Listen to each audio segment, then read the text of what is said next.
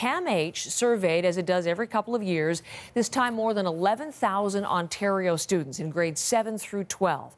Overall, researchers found students are using less drugs and alcohol since they began the survey 40 years ago. Over those 40 years, researchers have been watching cannabis trends and its use declining as well, declining considerably, but more slowly than use of cigarettes and alcohol.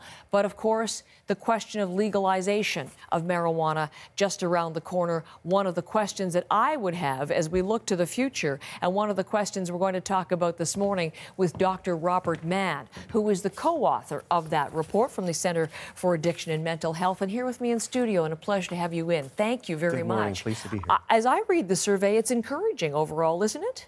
Yes, there's very positive news. I think we take a long-term perspective on the trends in use of major substances, and as you noted, the substances most commonly used are down substantially over the past 20 years. This declining trend we can point to as very positive, and what is behind that? Why have the numbers been going down, do you think?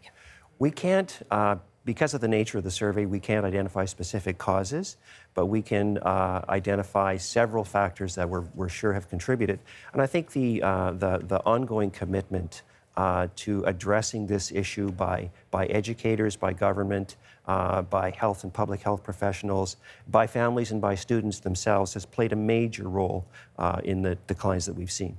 We're getting the message. The information is out there. Young people are listening. They are heeding it. There are dangers that come with drinking and smoking pot and everything else. That's correct. Okay, so those awareness campaigns are working. Let's talk about then how it might be applied in the future, because as I was signaling, legalization coming up on July 1st of next year, the legalization of marijuana. Although the trend is going down, what do you think may happen? That's downward as an illicit drug. Right. What do you think might happen in terms of perceptions and use among young people once it's legal?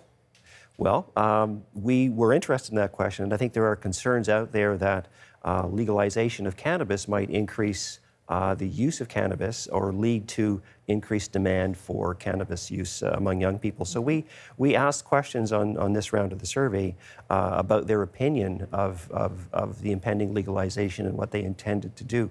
And it was interesting. We found that there was no real consistent perception of impending legalization. We found about a third of young people were in favor of legalization of cannabis for adults. A third of them were against it, and another third really weren't sure. They didn't know.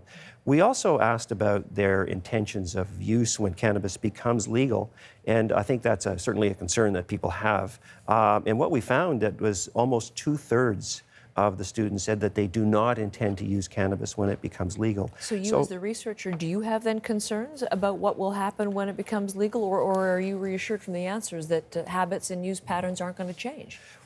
I'm somewhat reassured. I think generally young people are honest with us on these surveys, and we can also look, I think, to some other jurisdictions. There's some reports out recently from one of the American states that found actually that cannabis use among young people actually declined or appeared to decline after legalization. So we'll be monitoring that. It's certainly something that's very important that we'll be watching very closely. Usage is a big concern among many. So is the use of cannabis and then driving high.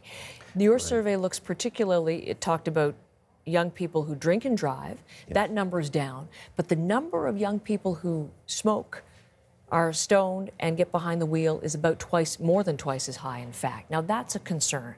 So what do you think needs to be done in terms of getting that message, getting ahead of that part of the story for legalization? That's correct. That's to me, it's a surprising finding that we have the number of young people who report driving after cannabis use being slightly more than twice the proportion that drive after drinking.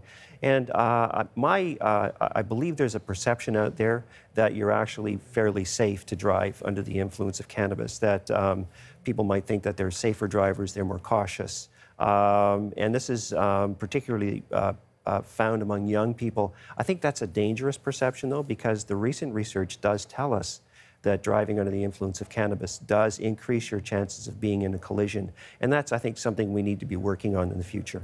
Working on, I'm thinking of those public education campaigns that have been very successful over these last decades. Does that need to be a real point of messaging, do you think, in the future?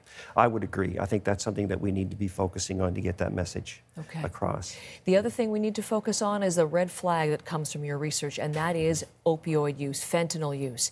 Not yet 1%, but still that's a concern. What concern particularly do you have about that number of students, nearly 6,000 in Ontario, who have used fentanyl in the last year? Yes. One of the purposes of the survey is to track the emergence of new drugs in the student population. And we've heard a lot about fentanyl recently. Fentanyl is a very powerful opioid drug. It's also very dangerous because it can cause overdose and overdose deaths in very small amounts. And I think in 2016, for example, there were almost 900 deaths related to opioids in Ontario, and a substantial portion of them are believed to have involved fentanyl. So we asked about fentanyl use. We were hopeful if the numbers are too small, we actually can't report them because they're statistically unreliable. But the numbers were, in fact, large enough that we could.